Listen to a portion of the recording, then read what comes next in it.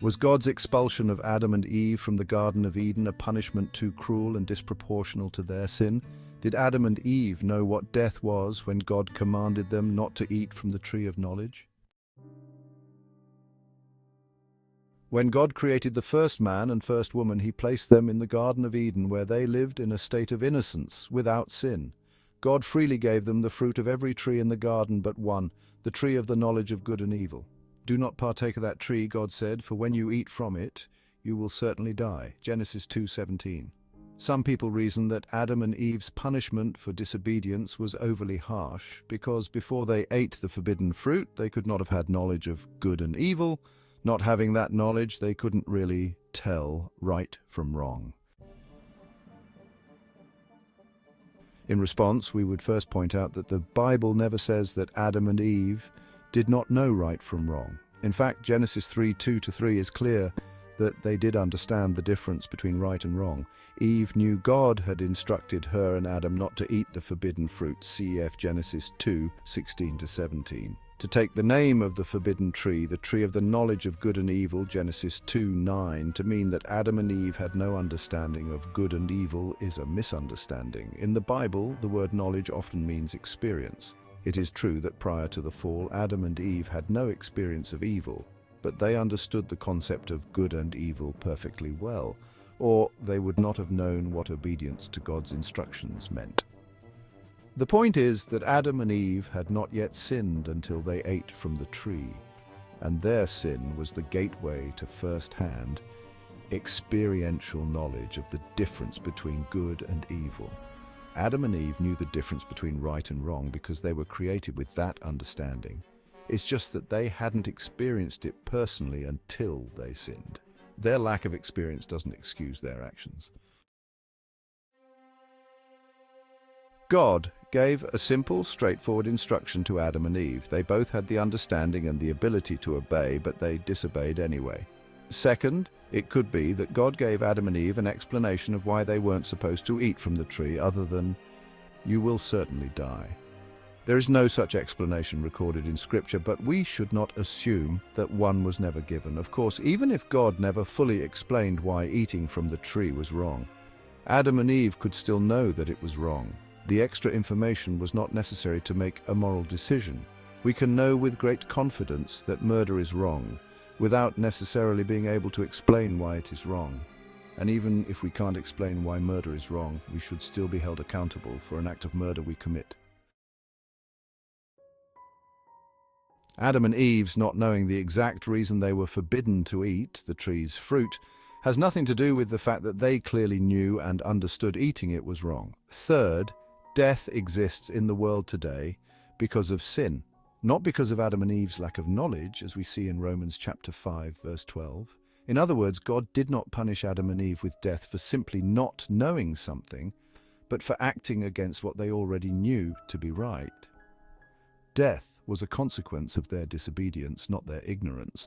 Likewise, Adam and Eve did not need to have seen death or experienced death firsthand to know that disobeying God's command was wrong. It's easy for us today to look at the ugly, horrific nature of sin and death and conclude that such a perspective might have made Adam and Eve more reluctant to disobey God than they were. But that's speculation. Whether or not such first-hand knowledge might have affected their choice, there is no denying that Adam and Eve directly, intentionally disobeyed a command of God. And, as we read in Romans chapter 6, verse 23, the wages of sin is death. Another observation. When people ask how God could punish Adam and Eve and the rest of us so harshly for doing something they could hardly have been expected to know was wrong, they seem to assume that Adam and Eve had no more moral intelligence than the average toddler. Thinking of Adam and Eve as harmless, totally naive children certainly makes God's response seem overblown, like a father who has lost all patience with his kids. Wouldn't a reasonable God have at least given his beloved children a second chance? Or at least rid the garden of the tree before they could encounter that danger? Why sentence your own creation to death for one innocent mistake? Thinking about the sin of Adam and Eve as a naive mistake is off base. Innocence is not the same as ignorance. Consider what we actually know about the first couple. They were created in a perfect world and given dominion and freedom over the entire earth. They knew and spoke face to face with their perfect, loving and good Creator God, as described in Genesis chapter 2, verse 22. It is difficult to imagine the goodness and benevolence of God being any more fully on display for Adam and Eve to behold, yet in spite of all of their blessings, in spite of God's creating them and providing for them and loving them, Adam and Eve listened instead to the serpent, who directly contradicted what God had told them, as we see in Genesis chapter 3, verses 4 to 5. The serpent had done nothing to provide for Adam and Eve, and nothing to love or care for them, and his words only contradicted the goodness of God they had experienced up to that point. Adam and Eve had no reason at all, as far as we know, to trust what the serpent said. Yet trust him they did, even though it meant rejecting what they did know about God's provision and loving care. Indeed, their reason for rejecting God's command was not an innocent mistake. Genesis chapter 3 verses 5 to 6 demonstrates that Adam and Eve saw the fruit as an opportunity to become like God. This is truly shocking. Adam and Eve, grown adults, rulers of the earth, perfectly capable of understanding what it meant to obey or disobey the loving God who had given them everything they could possibly need, rejected that same God in favor of the false promise of a serpent who had given them not a single reason to trust him over God. This is not the mistake of a child in ignorance. This is the willful, intentional rebellion of the created against the Creator, a mutiny against the rightful ruler of the universe. Adam and Eve were not artless babes misled into a regrettable choice. They were God's own intelligent, morally accountable creation committing treason against him. They knew what they were doing was wrong, and they did it anyway. It is hard to imagine an offense against a holy God that would be more deserving of death than this.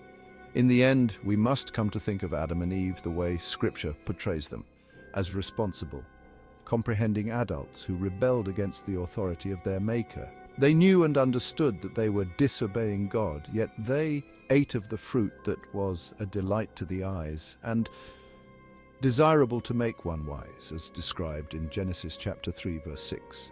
This was not an accident or a mistake, it was a choice, and that is the reason that God was justified in sentencing them and us to death. What is even more amazing is that, in spite of the defiance displayed by his own creation, God responded to their disobedience with a promise to redeem them.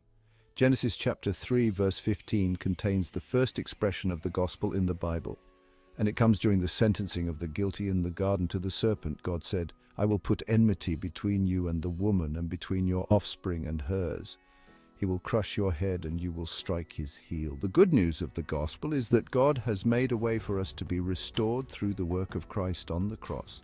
Despite the tremendous evil displayed by Adam and Eve, and that which all of us have displayed ever since, God has reached out to us in love. That is very good news indeed.